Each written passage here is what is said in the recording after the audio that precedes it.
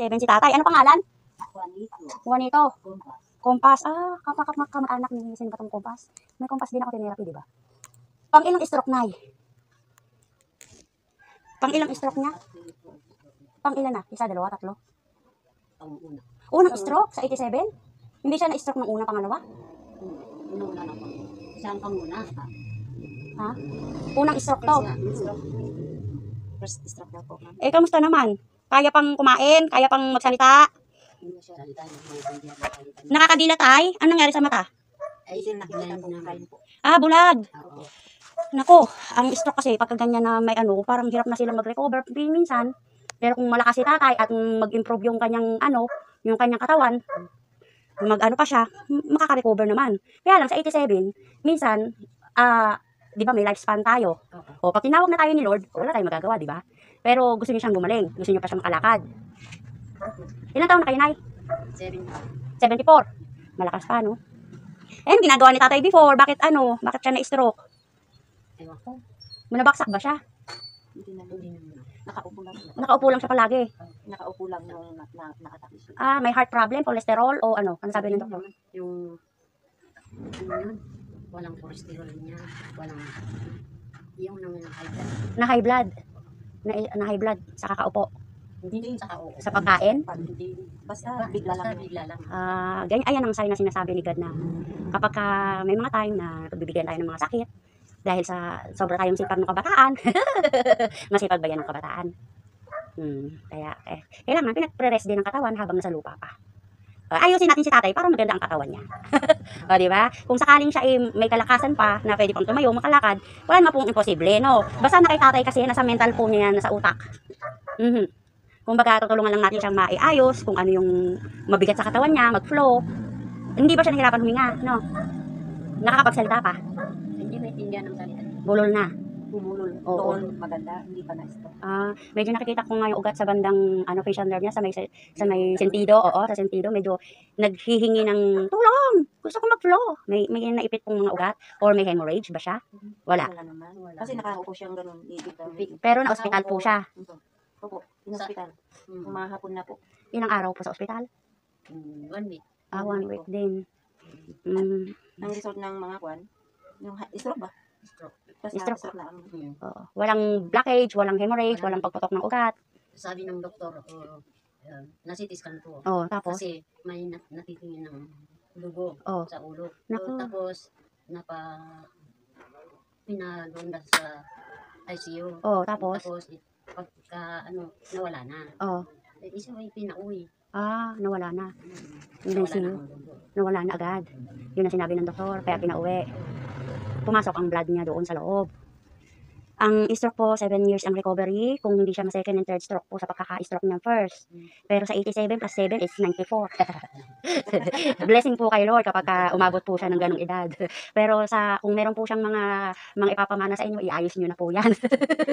habang nandito pa po siya sa mundo, tinatapat ko na po kayo, no? Tapos kung si tatay nagiginhawaan sa therapy, pwede naman po siya sumabay sa therapy sa akin pagka every month na nandito ako. Kung gusto niyo po, no? Nasa sa inyo ang desisyon, hindi sa akin, no?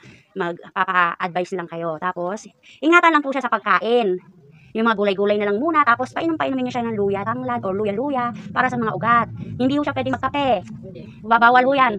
Oo, maggatas-gatas po, pwede. More water po siya maya-maya. Yung klase ng gatas niya, ihahalo mo sa kape. Oo. Tapos, bigyan nyo rin po siya ng mga vegetables na kaya niyang nguyain, no? Kasi wala nang... Oo. Halimbawa, ang vegetables, pakukulaan nyo sa maliit na tubig. Tapos, imamash nyo dyan. Yun, para hindi niya yung nguyain. Imamash nyo para, sige, tatay. Therapy tayo, tay. Ha? Kaya nga po. Natutulog po siya sa semento na magkakaroon po siya ng problema sa lungs. Kasi ang semento napakalamig po niyan, lalo na sa Nilalagyan mo ng karton sa... May karton yan? Sige. Basta yun po sinasabi ko, ha? Kasi ang semento po, once po ang stroke nagkaroon po ng lung problem dahil sa nalamigan po ang lungs. Isa rin po yung conflict sa sinasabing mga Pag si tatay tulog na tulog, ganyan siya palagi. Hindi na tulog yan. Gising ba ka? Kasi bulag siya. Minsan, Nay, nakakaupo po siya, nakapatayo nyo. Paupo. Dito sa napapaupo, sa upuan. Hindi, dito lang napapaupo. Kailangan pinapaupo siya, hindi lang nakahiga pagising. Sabi namin, paupuin yan, parang ginaganon. Oo. Ayaw. Tay, pagka hindi kayo mahilig mag-exercise, hindi kayo makaka-recover agad. Dapat may pagkukusa. Kasi mahirap ang stroke pag na-stroke. Oo, ang recovery niya matagal. No, maraming komplikasyon, lalo na pagka hindi maingat sa pagkain. Hindi dapat mga vitamina ang ipapakain niyo siya. Oo, malakas pong kumain. Ang daming kainin. Oh, sige tay. Tapos may mga langgam. Baka mamaya kinakagatan ng langgam ha. Yun lang Kaya din. ilipat niyo po yan sa bed. Dito po, Nay. Hindi niyo ba mailipat dito sa bed? Yan. Kahapon lang ipinababa natin dito. Kahapon lang. Dati dito. Dapat po nasa bed po yan. Kasi hindi po yan, ahabulin po yan ng langgam at saka ipis, Nay. Uupakan yan. Pero hindi siya napapatayo. Hindi. Ah, Hindi makapatayo kasi. Nakakadapa. Ganun. Nakadapa. Padadakain natin si tatay ha. Sige, assessment ko muna. Ay, sus, 10 minutes mo pa na siningin ng tingin dyan. Taas mo yung kamay mo na kaya mong itaas, tay. Kaya mo, ano na kayo mo? Itaas. Yung pa, na kayang itaas. Sige. Yung pa. Yung kanawan. Yung pa. Yung kanawan Sige, mo. para sige. Sige, galaw. Galaw. 1, 2, 3. Sige lang, galaw-galawin. Sige. Sige lang. Sila tapadas mo. Kailangan papalakasin tong paa niya. Yung kamay na stroke, galawin mo. Yung kanawan, sinabi, di kaya mo. Yung kamay mo, hindi pa. Hindi pa. Kailangan mo pang palakas ang buto ha. Medyo hindi maganda ang mga butuhan mo. Ipadas-padas mo, nagparin mo yan. Magsalita ng A, B, C. Sige. A. Dahan-dahan. A. Nagmamadali si tatay mag-A, B, C. A, E, I, O, U. F. Napagod agad. A, E, I, O, U. Sige nga tay.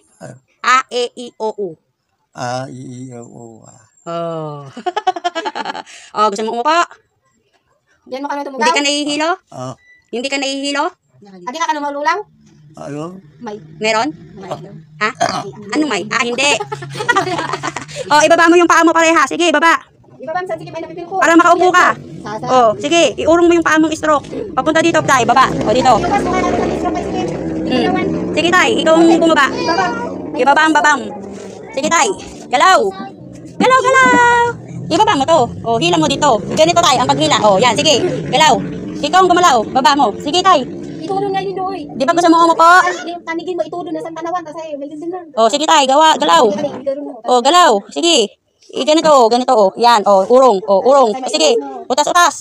Sige. Utas. Pati puwet. Sige. Galaw. Pati puwet. Sige. Hanggang makababa. Iuy mo si tatay. Ganito, te. Pag nakaganyan siya, alalayan niya sa gilid. Uupuin. Sister Maria. Dito ka, Sister Maria. Para pag upo niya, alalay lang sa gilid. Tay. I-bend mo yung ano mo. Umupo. Sige. Ikaw. Ganyan. Ayos mo yung pet mo. Sige, angat. Isimpang. Sige pa. Galaw. Nagagalaw ko lang puti. Nay, pwede nang painumin ng gatas. Ang gatas yan, nandyan? Ay, hindi sa baso? Bakit di ka nakainom sa baso, tay? Sige, dumedi ka na ng gatas mo, tay. Dyan siya. Sige, tay, Ganun. Sige, tay, hawakan mo yung gatas mo. Hindi, hayaan mo po siyang maghawak. Yan, sige, ikaw ang sumipsip. Yan, para hindi ka palaging alagain, tay. Ikaw ang nahawak ng pagkain mo, ha? At least nakakasipsip ka ng maganda, di ba? Galing-galing ni tatay. Ingatong data ko, angat. Para lumakas ka, tay. Ay, nagta-Chinese ka. Mahirap pagkawalan mata. Kaya ayan, alalayan nyo, ha? Good. At least nakakadantay na yung isang kamay niya, Kaya ganyan lagi pagpapaupuin, pakakainin, ha? Nakaupo, ha? Busog na? May sama. Ikaw, Tim. Gusto mo tumayo? Magta-try ka lang tumayo? Gusto mo tumayo? Bagas mo malagi, kakaanat akong galitan, hindi ka mababalo. Sige, tatayo ka, ha? Tay, tatayo. Hawak ito. Tayo, tingnan lang natin itong tuhod. Kung gaano ka, huwag ka muna lumakad, tay. Upo. Tayo. Sige, tingnan natin kung ano yung malakas mo. Takot na, kaya naman san. Upo.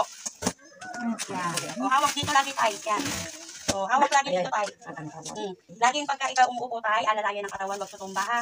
Yung pasatong kumalatan. Sige, tayo. Buka ka mo yung paa mo. Yung kaya mong... Sakaan mo ka nung kay. Sige, galaw. Galaw yung paa. Mahina pa ang mga tuhod, ha? Pagpapwerasahin, ha? Hanggang exercise lang tayo, upo, ha? Upo. Sinain. Hawak agad saan? Ang hawak ng dito sa ilalim ng kilikili, ha? Hindi hahawakan ng sobra, ha? Kasi malambot ang mga buto niya. Sige, tayo. Pagtatayuin, alalayan yung damit. Ikaw, nakahawak sa damit, ha? Kasayaan mo siyang tatayo, ha? Baba. Upo. Siya yung umuupo, tumatayo, ha? Tayo. Oh. Hanggang sa maging kaya niya ng tumayo umupo. Kailangan kasi tibay ng tuhod, no? Oh, opo. Oh, oh, hawak yan. Ikaw umupo. Umawak ka maigi. Bibitawan kita. Kailangan tayo, nakahawak ka dyan. Ito, nakahawak dyan. Ha? Kasi pagka ikaw nalaglag na tugtog, wala, balik tayo sa umpisa, ha? Asan ang upuan?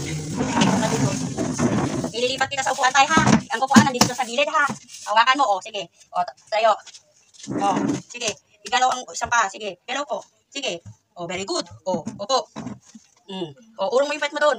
Urong mo sa loob. Dindin mo Oh, urong mo. Sige. Idindin mo tilim. Urong ba? Idindin mo tilim. Oh, sige pa. Atras. Atras pa. Oh. Sige, dindin mo Malaki yung upuan mo tayo. Kailangan makasandal ka. Oh, pati yung kabila. Pasad di. Oh, pasad diretso. Diretso. Pasad di. Pasad di. Yan. Very good. Oh, tapos makakasandal ka dyan tayo, ha? Ayos ang sandal. Mansadag ka kayo. Oh, yan. Doon pekot na. Oh, yan. Oh, di ba? Ganyan na tayo, ha? Oh, yan. Ganyan tayo, ha? Para kung gusto mo umupo. Ganyan ang gagawin mo. Nanay. Pag uupo, ganyan palagi. Talagang may heart, ano siya, nakikita sa dito. Yung sign na meron siya enlargement of heart, ha? Iwasan mapagod. Pero kailangan every morning napapaaraw po. 6 o'clock to 6:30 sa initan dyan, sa bintana, no? O, dahan-dahan tayo. Ay, ganun. One minute burns. Burns ko naman. Burns. Ma'am, burns ko naman. Ma'am, burns ko naman. Ako yun. Okay, okay, nag-play. Ma'am, burns ko naman. Ma'am, burns. Burns. Salamat. O, diba? O, sige. Maria ko naman. Maria. Maria. Maria. Maria. Kailangan dahan-dahan. Dahan-dahan. Wala naman paspasan. Hindi na ganun. Uncle. Tanahan nga. Aday, vitamin na. Naipat, aday, si nalawlaw. Hindi nalawlaw. Tinatanggal ang medyas. Nalawlaw, isi alaan tayong tunukan niya. Na, makan. Saka naman.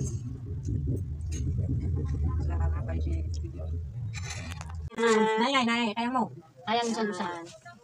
Jay may isa, matapno banking. Oh. Yan. O, Nay, alis ka dyan. Hindi makakagaya si tatay. O, Nay, alis muna dyan. Baka madaganan ka ni tatay. O, taas mo yung paa mo. O, sige, taas. Sige, ilagay isang paa mo sa higaan. Kaya mo. O, ilahin mo. Tapos sumatotsin lang sa helicopter eh. O, sige, Nay. Galaw, galaw. Dindin mo sa loobat mo. O, higa. Sige. O, sige. O, sige. Sige pa. Kaya mo na, sige. O, sige pa. Hanggang sa... Sige, kaya mo. O, sige. Kaya mo na. Iangat mo yung paa mo. Oh, very good. Oh, iayos mo yung paa mo. Oh, sige, iayos mo yung paa. Oh, kaya niya naman nang gumalaw eh, di ba? Oh, hindi na siya nakahiga lang. Oh, very good.